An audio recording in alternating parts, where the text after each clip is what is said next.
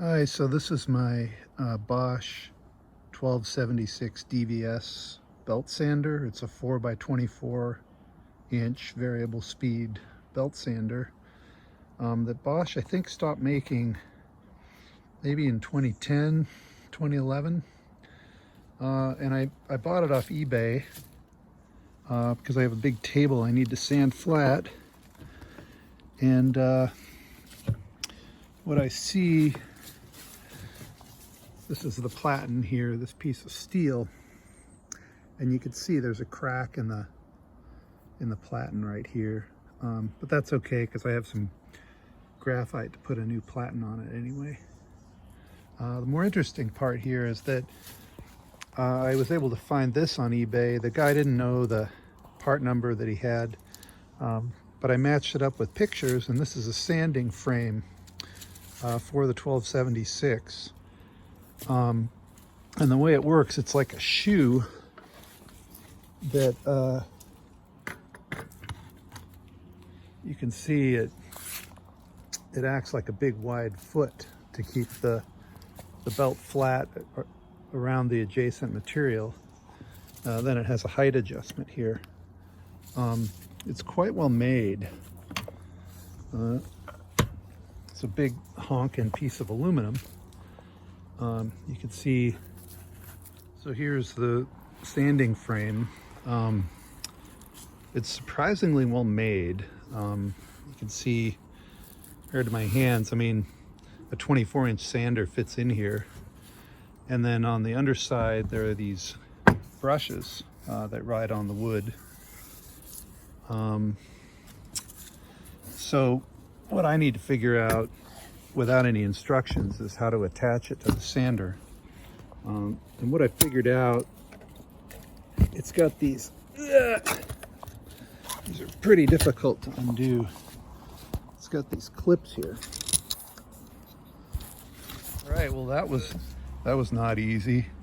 So these two, you can see these clips fit into the posts. And then there's these screws that go into the sander. So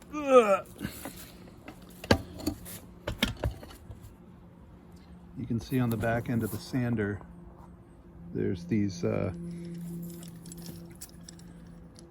this just fits in here like that. So the problem I'm running into, it looks like the screws are a little bit too long. All right, and well, the screws are too long if I just use my fingers, but if I use a screwdriver, they went right in with not a lot of force. Could be this old sander had a bunch of sawdust in those screw holes.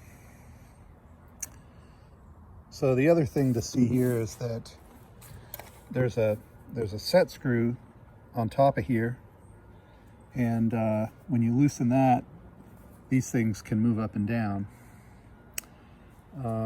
So I guess the next thing is to just sort of fit it in.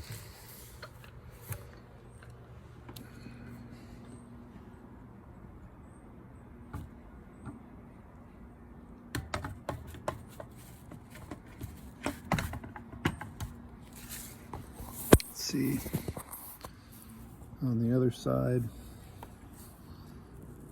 you can see right there, things slid in there, and it slid in there, so I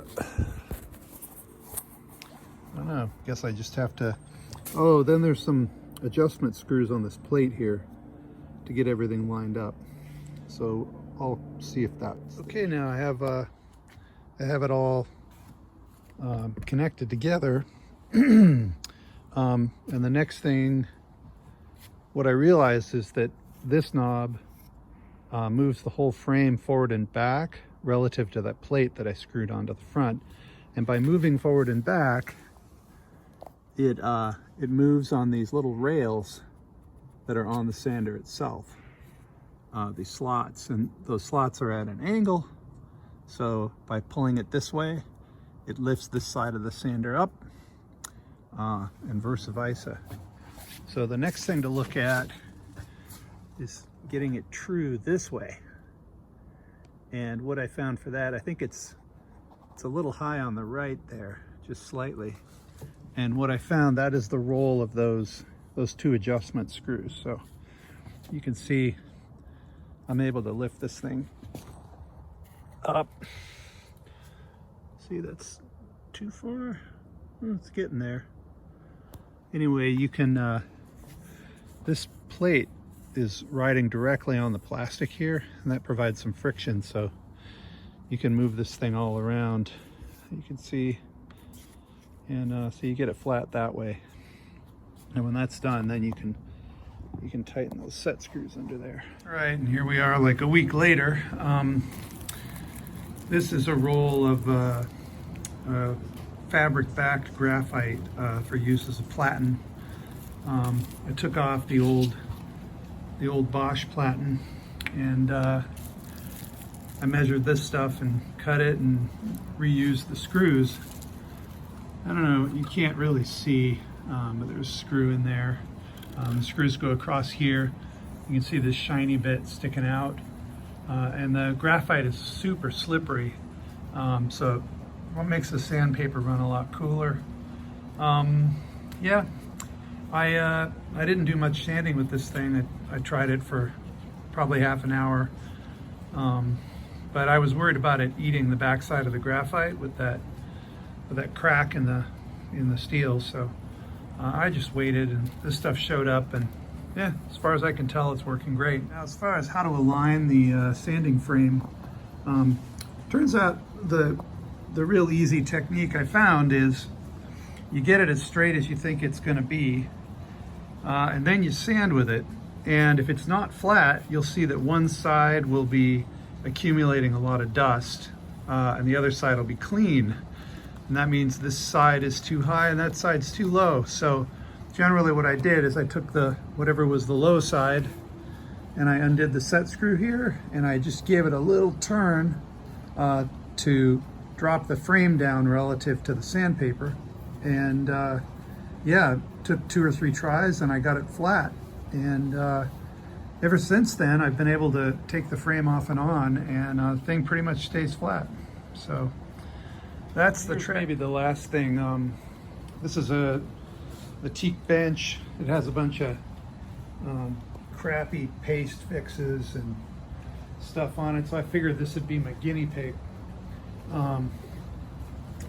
Like I said, this has been drying for 25 years, 24 years out here on my porch under cover.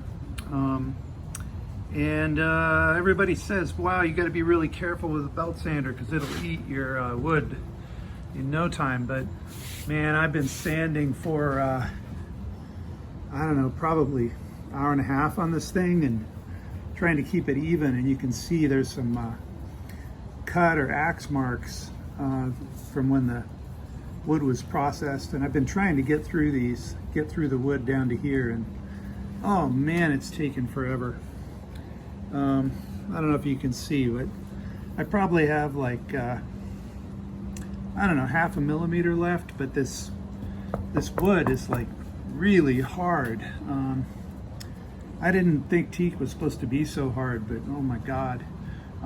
I started with the 80 grit and I just wasn't making any progress. So I went to the store and I got this Diablo 50 grit. And yeah, it makes it work a lot faster, but not fast enough. So yeah, I think how careful you have to be with the belt sander really depends on how hard the wood is. And lastly, here's the whole reason I got the belt sander. This is the teak table. You can see it was all kind of silver. We've had hundreds of meals out here, you know, spilling food and banging glasses and stuff, and it's turned silver with the weather. And this is without any finish on it at all. I went over it. This is about maybe a minute with the 50 grit, and you can see it's, you know, it took that off right away. The problem I've got is right over here. There's these these gouges, and this one big gouge. Man, so I mean, nominally I need to take a millimeter off the whole damn table, or 2 millimeters or something, and it's gonna take forever. But yeah, it's my project. Oh, here's the other guinea pig bench. I'm not as worried about this one. It doesn't have those gouges in it. So I think I can just shine it up to 120 or so, and then I think I'm going to use the Poly-X floor treatment from Osmo. Anyway, that's it for my my lovely eBay belt sander.